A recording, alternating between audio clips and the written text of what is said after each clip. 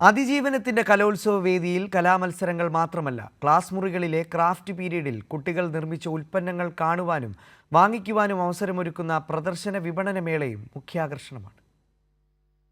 63ാമത് സംസ്ഥാന സ്കൂൾ കലോത്സവം അക്ഷരാർത്ഥത്തിൽ അതിജീവനത്തിന്റെ കലോത്സവമാണ്. കുട്ടികളുടെ കലാപരമായ കഴിവുകൾ മാറ്റുരയ്ക്കുന്ന മത്സരവേദികൾക്കൊപ്പം തന്നെ കലോത്സവത്തിന്റെ മുഖ്യ ആകർഷണമാവുകയാണ് പൊതുവിദ്യാഭ്യാസ വകുപ്പിന്റെ പ്രദർശന വിപണന മേള. നമ്മൾ എല്ലാ വർഷവും കുറേ സ്കൂളുകൾക്ക്, ഒത്തിരി സ്കൂളുകൾക്ക് പ്രൊഡക്ഷൻ സെൻറ്റേഴ്സ് ഉണ്ട്. നമുക്ക് സ്കൂൾ പ്രൊഡക്ഷൻ സെൻറ്റേഴ്സ്. ഈ സ്കൂൾ പ്രൊഡക്ഷൻ സെൻറ്റേഴ്സിലെ കുട്ടികളും അധ്യാപകരും കൂടെ ചേർന്ന് ഉണ്ടാക്കിയ ഉൽപ്പന്നങ്ങളാണ് ഇവിടെ ഇപ്പോൾ നിങ്ങൾ കാണുന്നത്. 14 ജില്ലകളിൽ നിന്നും കുട്ടികൾ നിർമ്മിച്ച വിപണന വസ്തുക്കളാണ് മേളയിൽ അണിനിരക്കുന്നത്. ഇപ്പോൾ 14 ജില്ലാ സെക്രട്ടറിമാരെ നമ്മൾ തിരഞ്ഞെടുത്തിട്ടുണ്ട് ഇതിന് വേണ്ടിയിട്ട്. അപ്പോൾ 14 ജില്ലാ സെക്രട്ടറിമാരാണ് ഓരോ ജില്ലയുടെ ഉൽപ്പന്നങ്ങൾ ക്രോഡീകരിച്ച് കൊണ്ടുവരുന്നത്. അപ്പോൾ 14 ജില്ലകൾ, ഇപ്പോൾ ഉദാഹരണം പറയുകയാണെങ്കിൽ കണ്ണൂർ ജില്ലയുടെ മുത്തേടത്ത് ഹയർ സെക്കൻഡറി സ്കൂളിൽ 9ാം ക്ലാസ്സിൽ പഠിക്കുന്ന കുട്ടിയാണ് ഈ വെജിറ്റബിൾ പ്രിൻറ്റിങ് ചെയ്യുന്നത്. വളരെ ഭംഗിയായിട്ട് ചെയ്യുന്നുണ്ട്. എല്ലാ വർഷവും മികച്ച സർക്കാർ എയ്ഡഡ് വിദ്യാലയങ്ങളിൽ ഉൽപാദന വിപണന കേന്ദ്രങ്ങൾ തുടങ്ങുന്നതിനു വേണ്ടി വിദ്യാഭ്യാസ വകുപ്പ് ധനസഹായം നൽകി വരാറുണ്ട്. അപ്പോൾ ഇതിനായിട്ട് നമ്മൾ ഗ്രാൻഡ് 50,000, 25,000 അങ്ങനെ ആ റേഞ്ചിൽ മിക്കവാറും സ്കൂളുകളിൽ കൊടുക്കുന്നുണ്ട്. അങ്ങനെ ഇത് നടക്കുന്നത്. ഓരോ ജില്ലയിലും നമുക്ക് 200-ൽ പരം പ്രവൃത്തി പരിചയ അധ്യാപകരുണ്ട്. ക്രാഫ്റ്റ് ടീച്ചേഴ്സ്, സ്വിമ്മിംഗ് ടീച്ചർ എന്ന് പറയുന്നതാണ് പ്രവൃത്തി പരിചയ. ഈ അധ്യാപകരാണ് ഈ കുട്ടികൾക്ക് ട്രെയിനിങ് കൊടുക്കുന്നു. ഈ അധ്യാപകർക്ക് ഞങ്ങൾ എല്ലാ വർഷവും ട്രെയിനിങ് കൊടുക്കുന്നു. എല്ലാ ജില്ലകളിലും കൊടുക്കാറുണ്ട്.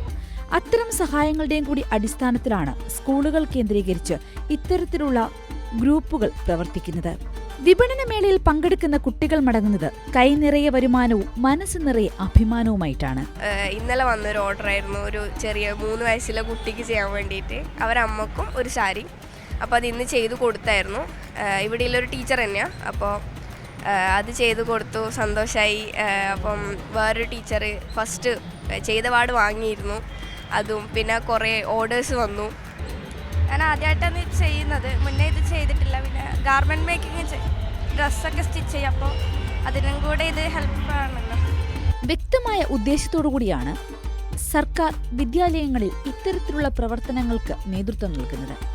കുഞ്ഞു മനസ്സുകൾ മറ്റു ഒരു വിധത്തിലും വഴിതിരിച്ചുവിടാതെ വ്യക്തമായ ബോധ്യത്തോടെ ജീവിതത്തിന്റെ ഉന്നതങ്ങളിലേക്ക് അവരെ എത്തിക്കുക എന്നൊരു ലക്ഷ്യത്തിലേക്കാണ് അധ്യാപകരും രക്ഷിതാക്കളും ഒത്തൊരുമയോടെ ഇത്തരം പദ്ധതികളിലേക്ക് കുട്ടികളെ കൊണ്ടുവന്നെത്തിക്കുന്നത്. ഇങ്ങനെയുള്ളതിൽ കോൺസെൻട്രേറ്റ് ചെയ്യുമ്പോൾ കുട്ടികൾക്ക് മറ്റൊന്നിലേക്ക് പോകാനില്ല. അതായത് വേറെ എന്തെങ്കിലും ആക്ടിവിറ്റീസ് നമ്മളിപ്പം പേടിക്കുന്ന കുറേ കാര്യങ്ങളുണ്ടല്ലോ, അതിലോട്ടൊക്കെ പോവാതെ കുട്ടികളെ ഇതിലേക്ക് വരാനും അവർ ക്ഷമാശീലരാവാനൊക്കെ ഇത് നമ്മൾ നല്ല രീതിയിൽ പ്രയോജനപ്പെടുന്നുണ്ട്.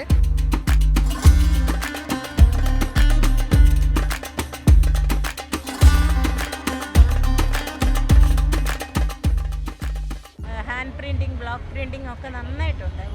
വെജിറ്റബിൾ പ്രിൻറ്റിങ് ഒക്കെ. പിന്നെ അത് ചെറിയ കുട്ടികൾ ചെയ്തിരിക്കുന്ന നന്നായിട്ട് തന്നെ ചെയ്യുന്നത് ഞങ്ങളെല്ലാം ഇങ്ങനെ പറഞ്ഞുകൊണ്ടിരിക്കുകയായിരുന്നു. അത്രയും ഒരു കഴിവ് അവർക്ക് കൊടുത്തല്ലോ, അത് നല്ല കാര്യമാണ്. അപ്പോൾ അവർ ചെയ്യുന്ന കണ്ടപ്പോൾ ഞങ്ങളും അവരിൽ നിന്ന് വാങ്ങാനായിട്ട് ആഗ്രഹിക്കുകയാണ്. ഇപ്പോൾ കണക്ക് ടീച്ചർമാർ കടമെടുക്കുന്ന ക്രാഫ്റ്റ് പീരീഡുകൾ പഴങ്കഥകളാവുകയാണ്. ക്ലാസ് മുറികളിൽ കുഞ്ഞുങ്ങളുടെ കരവിരുതിൽ ഉടലെടുക്കുന്ന ഉൽപ്പന്നങ്ങളാണ് ഈ പ്രദർശനമേളയിൽ നമുക്ക് കാണുവാൻ സാധിക്കുന്നത്. അത് കാണുവാനും അവ വാങ്ങുവാനും അതിലൂടെ ഈ കുരുന്നുകളെ പ്രോത്സാഹിപ്പിക്കുവാനും 100 കണക്കിന് ആളുകളാണ് ഈ കലോത്സവ വേദിയിലേക്ക് എത്തുന്നത്. ക്യാമറമാൻ പ്രമോദ് പന്നിയോടിനൊപ്പം സിന്ധുരി വിജയൻ, കേരള ന്യൂസ്.